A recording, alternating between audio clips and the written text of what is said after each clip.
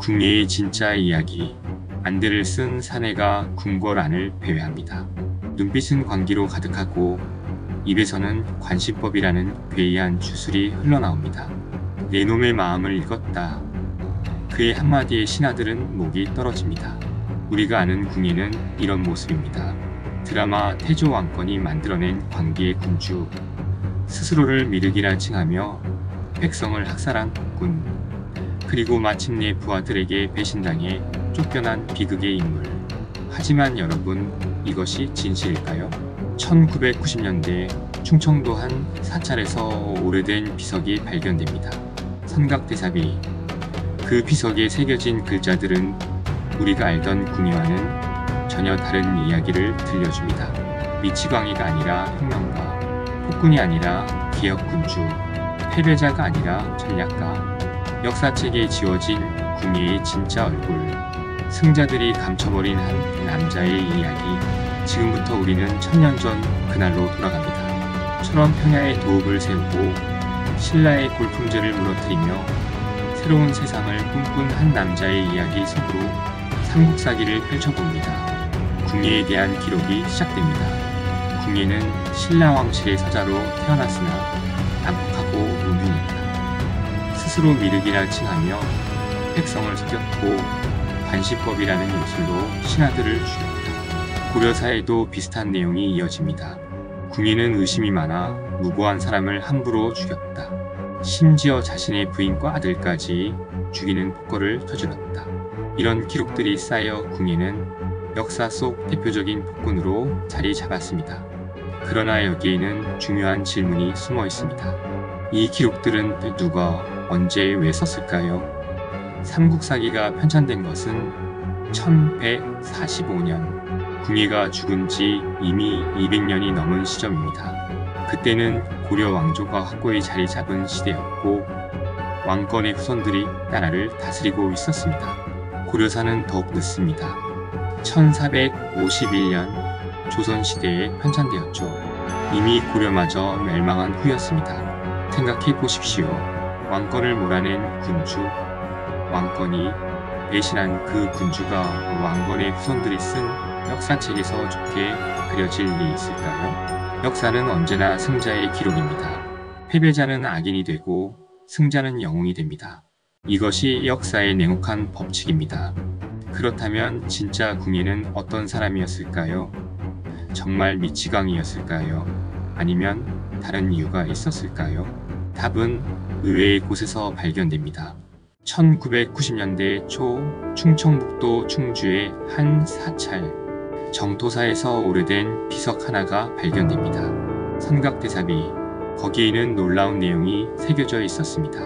대왕께서 친히 군사를 이끌고 남쪽으로 진군하시어 대왕. 이 비석은 궁예를 대왕이라 부르고 있었습니다.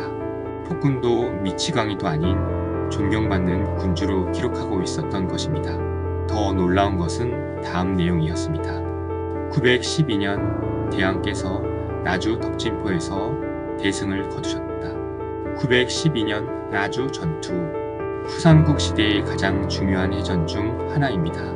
우리가 알던 역사에서는 이 전투의 영웅이 왕건이었습니다. 그러나 선각대사비는 전혀 다른 이야기를 들려줍니다. 영산강하고 덕진포 앞바다. 수백제의 견훤의 대규모 함대가 물밀듯이 밀려옵니다. 당시 견훤은 전남 지역을 장악하고 있었고 해상권 또한 그의 수중에 있었습니다. 궁예는 직접 군사를 이끌고 남하합니다. 철원에서 나주까지 그 먼 거리를 행군하여 결전지에 도착합니다. 전투가 시작됩니다. 궁예의 수군과 견훤의 함대가 격돌합니다. 화살이 비처럼 쏟아지고 배들이 불타오릅니다. 치열한 전투 끝에 승리를 거둔 것은 궁예였습니다. 이 승리로 궁예는 무엇을 얻었을까요? 첫째, 영산강 유역의 해상권을 장악했습니다. 당시 바다는 가장 중요한 물류 통로였습니다. 해상권을 잃은 견훤은 전남 지역 지배력에 큰 타격을 입었습니다. 둘째, 호남 지역으로 진출할 수 있는 발판을 마련했습니다. 나주는 전남의 중심 도시였고 이곳을 확보하면 후백제를 견제할 수 있었습니다. 셋째, 궁예의 군사력이 결코 약하지 않다는 것을 천하에 알렸습니다.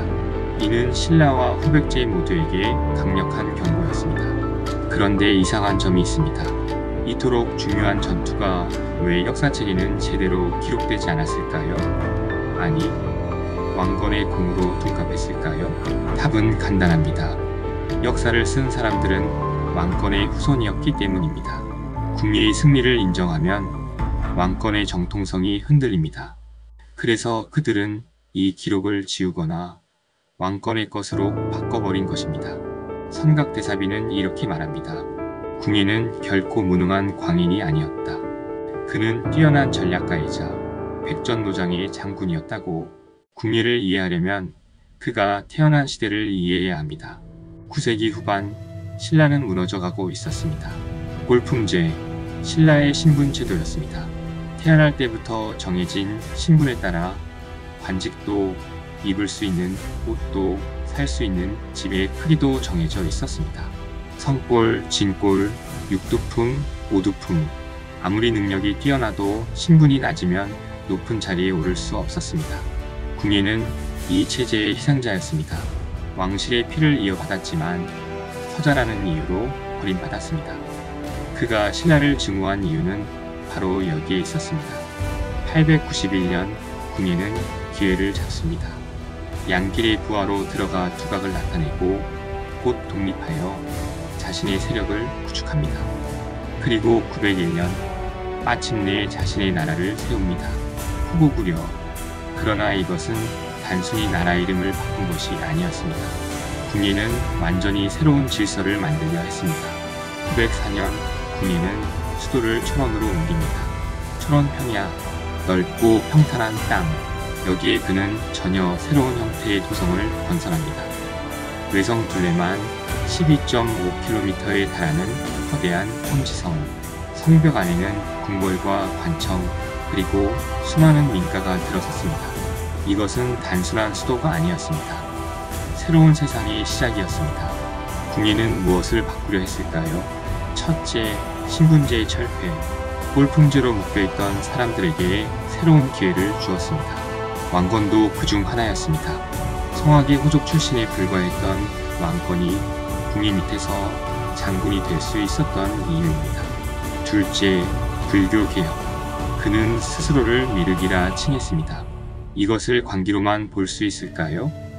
당시 백성들은 미륵의 출현을 간절히 기다리고 있었습니다. 궁예는 종교적 권위를 통해 새로운 정통성을 확립하려 했던 것입니다. 셋째, 경제 개혁. 철원 평야는 풍부한 농업 생산력을 자랑했습니다. 그리고 철원은 한반도 중부의 교통 요충지였습니다. 궁예는 이를 기반으로 강력한 경제력을 구축했습니다. 하지만 개혁에는 대가가 따랐습니다. 거대한 도성 건설에는 막대한 인력과 물자가 필요했습니다. 백성들의 세금 부담이 늘어났고 강제 동원도 이어졌습니다. 궁예의 권력이 강해질수록 의심도 커졌습니다. 그는 배신을 두려워했습니다. 신라가 자신을 버렸듯 부하들도 자신을 배신할 것이라 생각했습니다. 관심법. 사람의 마음을 읽는다는 이 주술은 실제로 존재했을까요? 아마도 이것은 궁예가 의심 많은 성격을 감추기 위한 수단이었을 것입니다. 혹은 후대의 역사가들이 그를 광인으로 만들기 위해 과장한 이야기일 수도 있습니다. 어쨌든 궁예의 통치는 점점 강압적으로 변해갔습니다. 개혁가는 점차 독재자의 모습을 닮아갔고 측근들마저 그를 두려워하기 시작했습니다. 918년 6월 운명의 날이 다가옵니다. 왕건, 홍유, 배연경, 신순경, 궁예의 가장 충실한 부하들이라 믿었던 사람들이 모의를 시작합니다. 그들은 궁예가 더 이상 신뢰할 수 없는 군주라 판단했습니다. 쿠데타는 신속하게 진행되었습니다. 새벽, 군사들이 궁궐을 포위했고 궁예는 황급히 도망쳤습니다. 한때 후삼국의 가장 강력한 군주였던 그는 초라한 도망자가 되었습니다. 그가 어떻게 죽었는지는 정확히 알려지지 않았습니다. 어떤 기록에는 백성들에게 맞아 죽었다고 하고 어떤 기록에는 굶어 죽었다고 합니다. 역사가들이 확실한 것은 단 하나, 그가 비참하게 생을 마감했다는 것뿐입니다. 왕권이 왕위에 올랐습니다. 고려가 시작되었습니다. 그리고 그 순간부터 역사는 다시 쓰이기 시작했습니다. 궁예의 개혁은 왕권에 의해 완성되었습니다.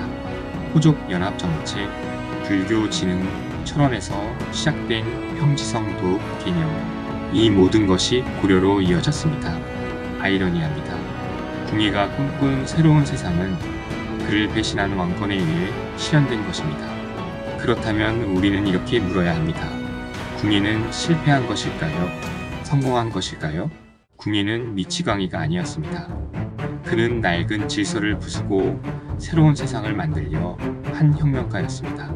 골품제의 사슬을 끊고 능력 있는 자라면 누구나 높은 자리에 오를 수 있는 세상을 꿈꿨습니다. 그러나 혁명은 너무 급진적이었고 그의 방법은 너무 가혹했습니다.